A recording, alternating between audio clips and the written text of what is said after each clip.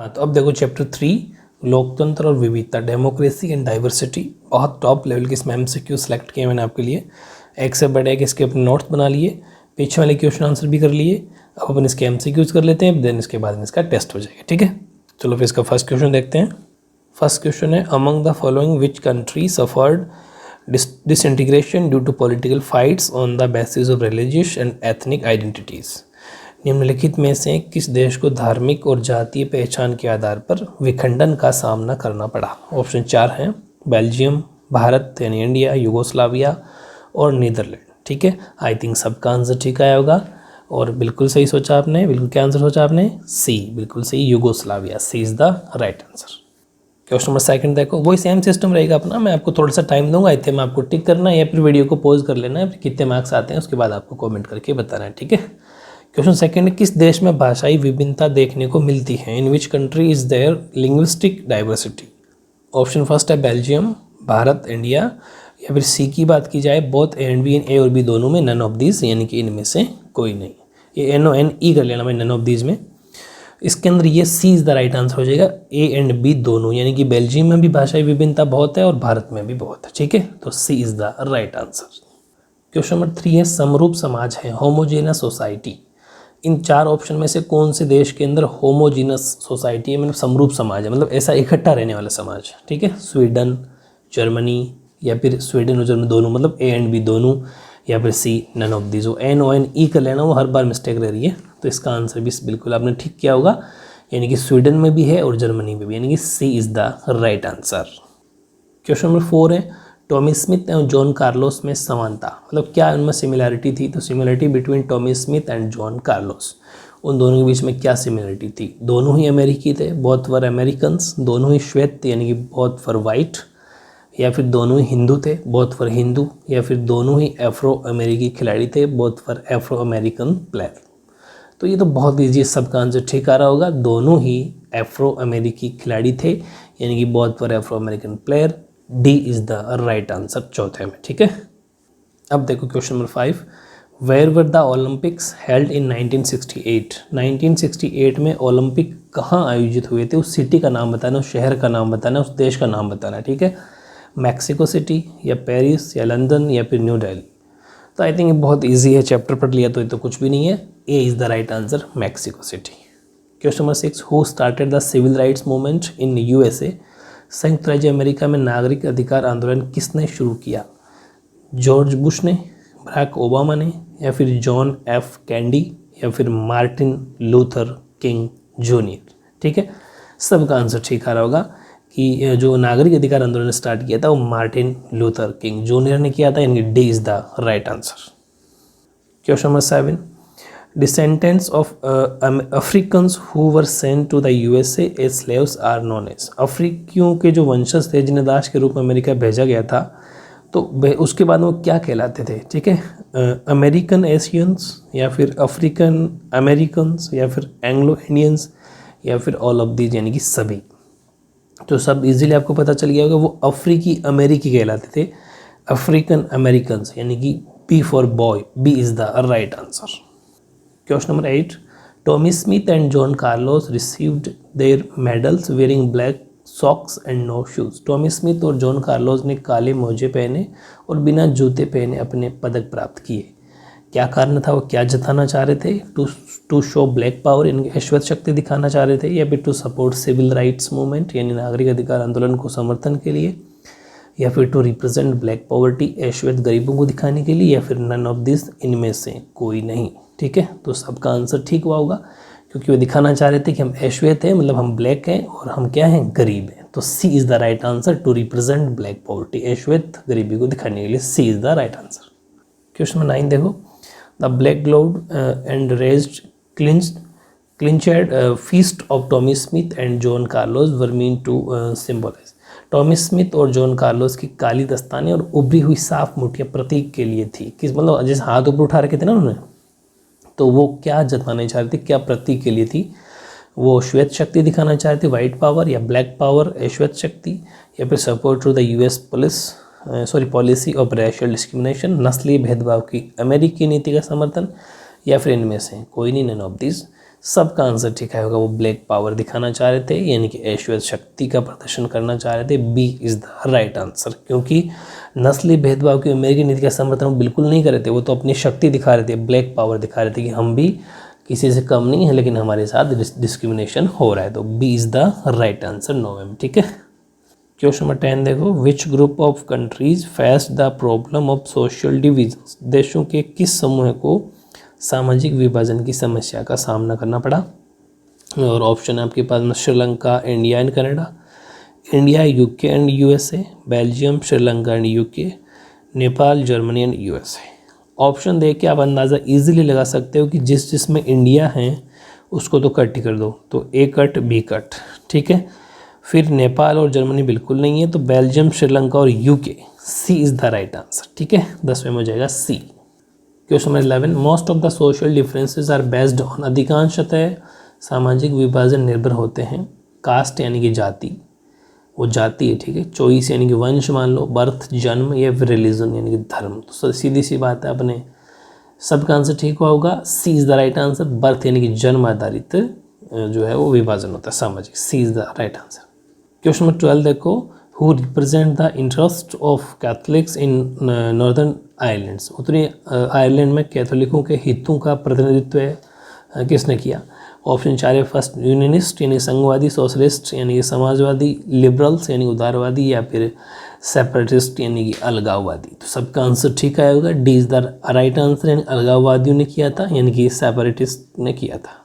ठीक है, question number 13 देखो, social divisions and differences are based on which one important factor. सामाजिक विभाजन और मतभेद किस एक महत्वपूर्ण कारक पर आधारित है। माइग्रेशन यानी कि प्रवास, जन्म आधारित यानी एक्सीडेंट ऑफ बर्थ, या फिर अडॉप्टिंग न्यू रिलीजन, नया धर्म अपनाने के लिए या अपनाना, या फिर नन ऑफ दिस, इनमें से कोई नहीं। तो सब कोई जन्म आधारित होता है सामाजिक विभाजन और मतभेद, यानी कि B is the right answer. ठीक है, question number 14, when one set of social differences is weakened by another set of social differences is known as। जब सामाजिक विभिन्नताएं का एक समूह सामाजिक विभिन्नता को दूसरे समूह से कमज़ोर हो जाता है, ठीक है, वीक हो जाता है, तो इसे क्या कहते हैं। 4 ऑप्शन है, ओवरलैपिंग यानी कि सामंजस्य, सोशल डिवीजन यानी कि सामाजिक विभाजन, क्रॉस कटिंग यानी कि टकराव, और ऑल ऑफ दीज यानी कि सभी। तो ये भी आंसर सबका ठीक आ रहा होगा, C is the right answer, cross cutting यानी कि टकराव एक तरीके से। ठीक है, तो C is the right answer. Question number 15, which is not the basic factor of social divisions in India. भारत में सामाजिक विभाजन का मूल कारक निम्न में से कौन सा नहीं है। रिलीजन यानी कि धर्म, लैंग्वेज यानी कि भाषा, हेल्थ यानी कि स्वास्थ्य, कास्ट यानी जाति। तो देखो, रिलीजन, लैंग्वेज और कास्ट ये सब है, लेकिन हेल्थ से कोई ये नहीं है, तो C is the right answer. इसने पूछा नहीं है, ठीक है, नॉट, तो नॉट का आंसर होगा सी। 15 में क्या हो जाएगा, C. Question number 16, which sect of Christianity does Great Britain mainly belong to. Great Britain मुख्य रूप से ईसाई धर्म किस संप्रदाय से संबंधित है। तो वो एब्यूनाइट्स, या फिर कैथोलिक, या फिर ए और बी दोनों, या फिर प्रोटेस्टेंट्स। ठीक है, तो बिल्कुल इजी आंसर है कि वो प्रोटेस्टेंट्स से संबंधित है, यानी कि ये वाला सेक्ट या संप्रदाय से संबंधित है। D is the right answer. Question number 17 है, society which has similar kinds of people is known as.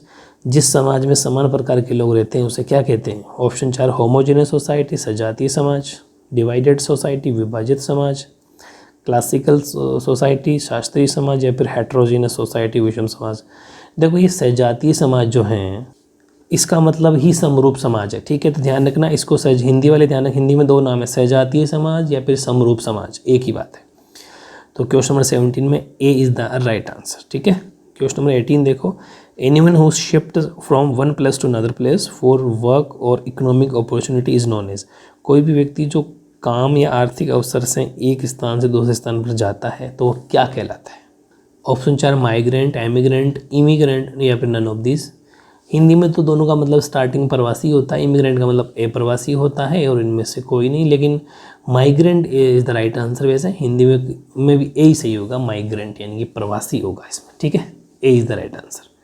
Question 19, which one of the following cause led to the disintegration of Yugoslavia. निम्नलिखित में से किस कारण से यूगोस्लाविया का विघटन हुआ था। कारण 4 हैं, इकोनॉमिक क्राइसिस यानी आर्थिक संकट, या फिर एपिडेमिक यानी कि महामारी, या फिर फॉरेन अटैक, विदेशी आक्रमण, या फिर political division on religious and ethnic lines, यानी कि धार्मिक और जातीय आधार पर राजनीतिक विभाजन। ठीक है, 4 ऑप्शन है, बिल्कुल ईजी है। बात पूछी यूगोस्लाविया की, तो यूगोस्लाविया के अंदर हुआ था धार्मिक और जातीय आधार पर, यानी कि political division religious and ethnic lines. D is the right answer 19 में। ठीक है, 20 देखो, संयुक्त राज्य अमेरिका में 1954 से 1968 ईस्वी के मध्य संचालित आंदोलन का नाम था। What was the name of the movement that operated in the United States from 1954 to 1958? Option 4 है नागरिक अधिकार आंदोलन, सिविल राइट मूवमेंट, श्वेत शक्ति आंदोलन, ब्लैक पावर मूवमेंट, या फिर सत्याग्रह आंदोलन यानी सत्याग्रह मूवमेंट, या फिर ये सभी, ऑल ऑफ दिस। तो बहुत ईजी है, 1954 टू 1968 के बीच में पूछा है, तो वो है A is the right answer, नागरिक अधिकार आंदोलन, सिविल राइट मूवमेंट। ठीक है, क्वेश्चन नंबर 21, ग्रेट ब्रिटेन की अधिकांश जनसंख्या किस धर्म को मानने वालों की है? What religion is the majority of the population of great Britain? Option 4 ईसाई यानी क्रिश्चियन, हिंदू, बौद्ध, बुद्धिस्ट, मुस्लिम। ठीक है, ऑप्शन 4 है, ग्रेट ब्रिटेन की बात चल रही है, सब जानते हो क्रिश्चियन थे यानी कि ईसाई। ए इज़ द राइट आंसर 21 में। ठीक है, क्वेश्चन नंबर 22, ओलंपिक गेमों में अफ्रो अमेरिकी टॉमी स्मिथ व जॉन कार्लोस ने डैश व डैश पदक जीता था। मतलब पहले किसने, स्मिथ ने कौन सा जीता था और कार्लोस ने कौन सा जीता था वो बताना है। Afro Americans Tommy Smith and John Carlos won dash and dash medals at the Olympic games. स्वर्ण या रजत यानी गोल्ड सिल्वर, स्वर्ण कहाँ से, गोल्ड ब्रॉन्ज, स्वर्ण इन दोनों ने गोल्ड जीता था कि रजत कहाँ से यानी सिल्वर ब्रॉन्ज। ठीक है, तो B is the right answer, स्वर्ण और कांस्य यानी कि गोल्ड और ब्रॉन्ज। ठीक है, अगर मैंने से कहीं मिस्टेक रह गई, मैंने कहीं सिल्वर बोल दिया तो मिस्टेक ठीक कर लेना, आपकी बुक की अकॉर्डिंग का चलना है। गोल्ड और ब्रॉन्ज जीता था यानी कि स्वर्ण और कांस्य। ठीक है, तो B is the right answer. Question number 23, किस देश में वर्ग और धर्म के मध्य गहरी समानता है? In which country is there a deep parallel between class and religion?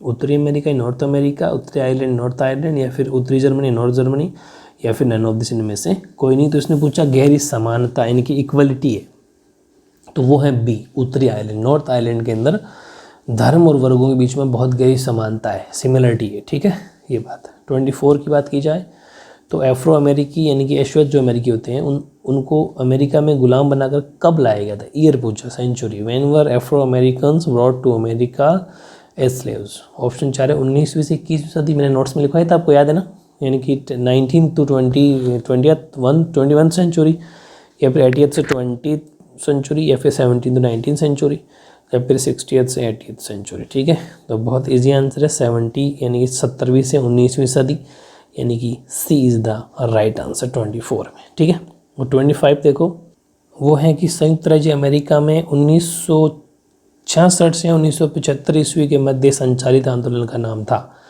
What was the name of the movement that operated in the United States from 1966 to 1975? Option 4 है नागरिक सिविल आंदोलन यानी सिविल राइट मूवमेंट, श्वेत शक्ति आंदोलन यानी कि black power movement, या फिर सत्याग्रह आंदोलन यानी कि सत्याग्रह मूवमेंट, या फिर ये सभी यानी कि ऑल, वो आपको बताना है। तो आई थिंक सबका आंसर ठीक आ रहा होगा, तो इसमें आंसर हो जाएगा श्वेत शक्ति आंदोलन, ब्लैक पावर मूवमेंट, यानी कि B is the right answer. इस तरीके से 25 टॉप लेवल के क्वेश्चन थे, बहुत ज़्यादा, इतनी मेहनत आपको कहीं नहीं मिलेगी। इतने MCQs टेस्ट लेना, इनके बाद में नोट्स आपको बिल्कुल क्वेश्चन की फॉर्म में बना बना के लिखवाना, इसका आपको बेनिफिट लेना है, बहुत ही अच्छे आपके मार्क्स आने चाहिए। ठीक है, तो इस तरीके से अपना ये टेस्ट, यानी आप ज़रूर मुझे कमेंट करके बताना कि आपके 25 आउट ऑफ 25 आए या फिर 1-2 कट गया मार्क्स, जो भी आपको कमेंट करके ज़रूर बताना है। ठीक है, ओके।